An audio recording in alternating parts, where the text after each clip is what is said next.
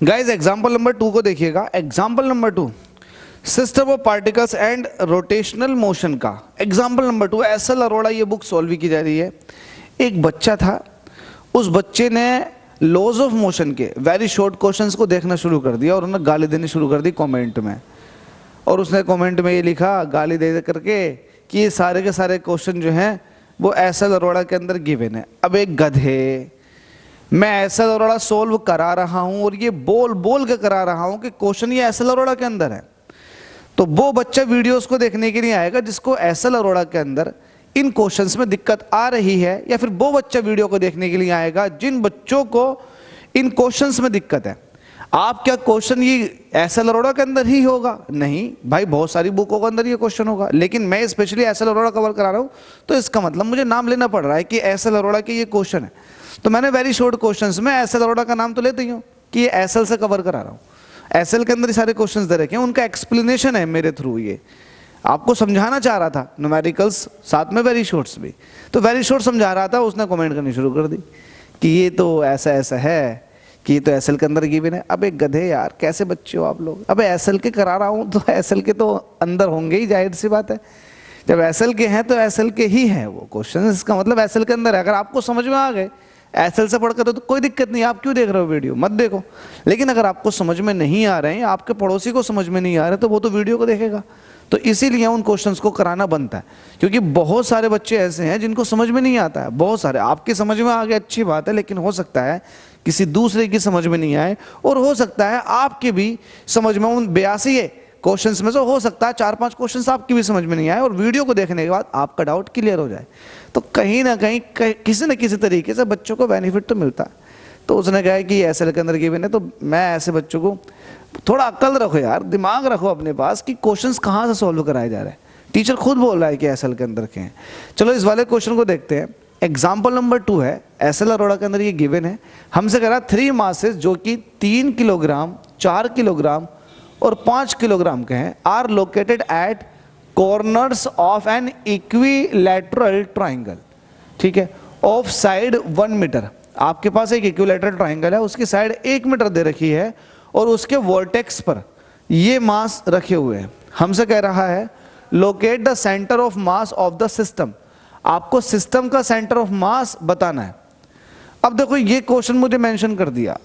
अब देखो इसमें क्या होगा, लेट अस सपोज कि आपके पास ये x और ये y कोऑर्डिनेट है, मतलब एक तरह का xy प्लेन है जिसका ये ओरिजिन है।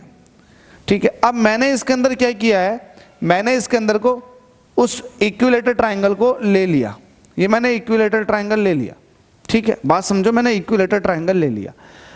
अब यहां पर क्या है, 3 मासेस 3, 4, 5 किलोग्राम के लोकेटेड हैं at the corners of an equilateral triangle. अब कॉर्नर्स का मतलब तो ये है कि एक मास यहां पर है, एक मास यहां पर है और एक मास यहां पर, इनको वर्टेक्स भी कहते हैं। अब ये अलग अलग तरीके से बच्चे कर लेते हैं। आप 3 किलोग्राम को हो सकता है यहां ले, हो सकता है कोई 3 किलोग्राम को यहां ले, और हो सकता है कोई 3 किलोग्राम को यहां ले। तो जिस तरीके से चाहें आप कर सकते हैं, क्योंकि यहां पर आपको सीजी निकालनी है, सेंटर ऑफ ग्रेविटी या फिर सेंटर ऑफ मास निकालना। तो डजेंट मैटर कि आप किसको कहां ले रहे हैं, लेकिन मैं ऑर्डर में लूंगा तो मैं 3 किलोग्राम को यहां ले लेता हूं और यहां पर 4 किलोग्राम को ले लेता हूं, और उसके बाद यहां पर ले लेता हूं मैं 5 किलोग्राम को।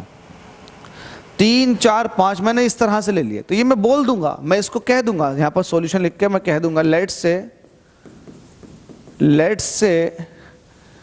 से 3 kilogram mass is at origin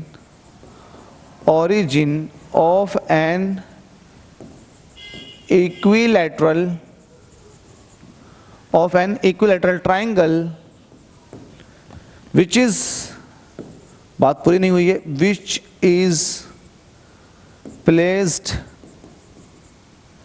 on XY plane। ठीक है, मैंने XY प्लेन पर जो बनाया हुआ है, इसका जो 3 किलोग्राम का मास है, मैंने इसको ओरिजिन पे ले लिया। क्वेश्चन के अंदर मेंशन है कि इस इक्विलैटरल ट्राइंगल की जो साइड है वो 1 मीटर की है, तो इसका मतलब ये पूरा 1 मीटर का होगा। अगर मैं इसका मिड पॉइंट निकालूंगा तो मिड पॉइंट ये हो जाए 0.5 मीटर का, क्योंकि जब पूरी 1 मीटर की है तो जाहिर सी बात है इसका मिड पॉइंट आधे मीटर का होगा। ठीक है, अब मुझे इसके क्या चाहिएंगे, कोऑर्डिनेट चाहिएंगे, एक्स कोऑर्डिनेट और वाई कोऑर्डिनेट। तो कैसे निकालते हैं एक्स कोऑर्डिनेट? ठीक है, क्योंकि आपको पता है कि सेंटर ऑफ मास का अपना एक लोकेशन होगा, एक जगह होगी। लेट अस सपोज कि यहां पर वो जगह है, तो इस जगह का एक्स कोऑर्डिनेट भी होगा, इस जगह का वाई कोऑर्डिनेट भी होगा। तो लेट अस सपोज कि इसके पॉइंट्स क्या है, एक्स कोमा वाई है। ठीक है, तो मैं एक्स निकालूंगा। तो एक्स के लिए आपको पता 3 मास है, तो तीनों के लिए मुझे x1, x2, x3 निकालनी पड़ती है। तो आप यहां पर लिखेंगे कि x1 आपके पास कितना हो जाएगा, x1 का मतलब ये है कि m1 मास से, मैंने इसको m1 कह रखा है, ये m1 है, ये m2 है और ये m3 है। तो m1 मास जो है उसका x से डिस्टेंस, ओरिजिन से डिस्टेंस x एक्सिस में, तो m1 मास का तो कोई ओरिजिन से डिस्टेंस नहीं है, ये तो खुद ओरिजिन पर है, तो इसलिए मैं इसका बोल दूंगा x1 0 मीटर है।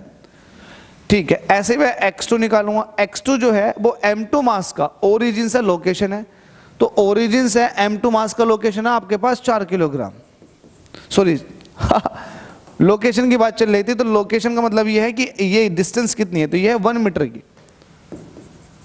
ऐसी मैं बात करूंगा x3 की, x3 की एक्सएल लोकेशन कितनी है, तो मुझे आप बताएंगे।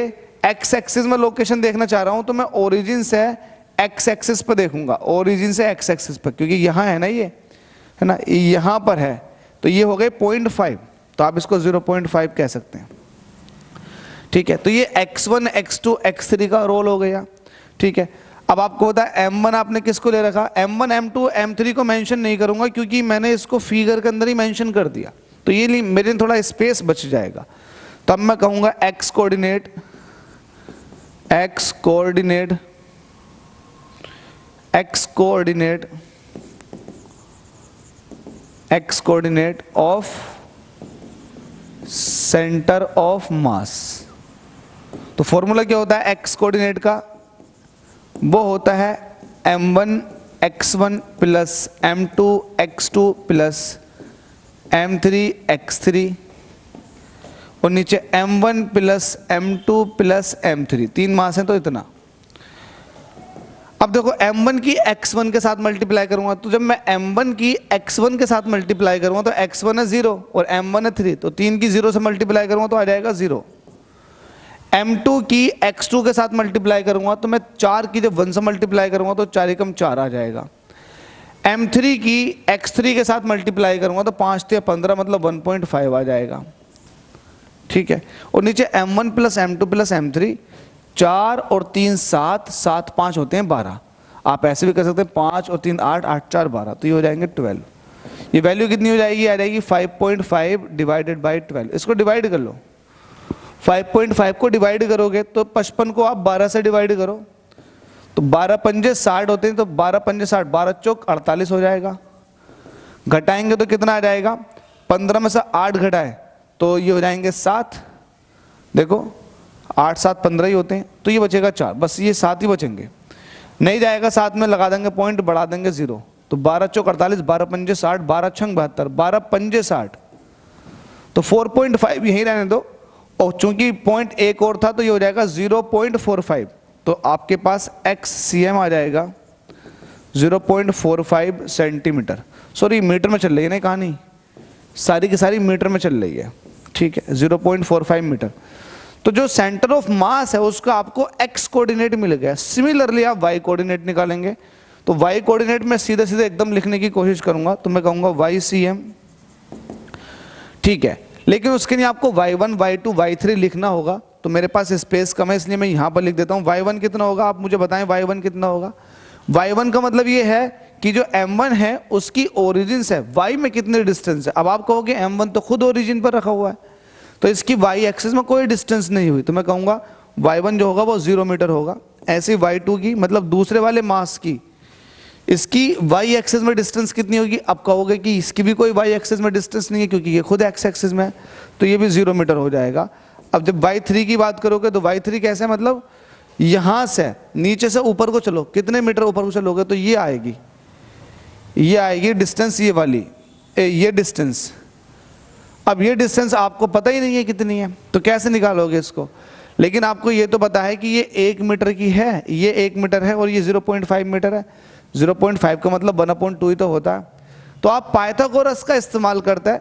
पहला आप इसको निकाल लो, इसको आपने लेटर सपोज की ए बी कह दिया और ये ओरिजिन है, तो आप पाइथागोरस लगा देंगे। y3 आपको परपेंडिकुलर चाहिए। आपको ये पता है ना कि हाइपोटेनियस का स्क्वायर जो होता है वो होता है परपेंडिकुलर का स्क्वायर प्लस बेस का स्क्वायर।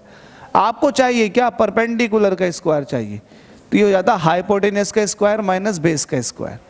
ठीक है, तो आपको अगर परपेंडिकुलर चाहिए तो परपेंडिकुलर निकालने के लिए आपको हाइपोटेनियस के स्क्वायर में से बेस का स्क्वायर माइनस कर देना और स्क्वायर रूट लगा देना। तो मैं चाहूंगा कि परपेंडिकुलर चाहिए मुझे, तो मैं कहूंगा हाइपोटेनियस, जो कि हाइपोटेनियस की वैल्यू कितनी है 1 के स्क्वायर में से माइनस कर दूंगा बेस, और बेस कितना है? ये बेस है हाफ का स्क्वायर होता है 1/4।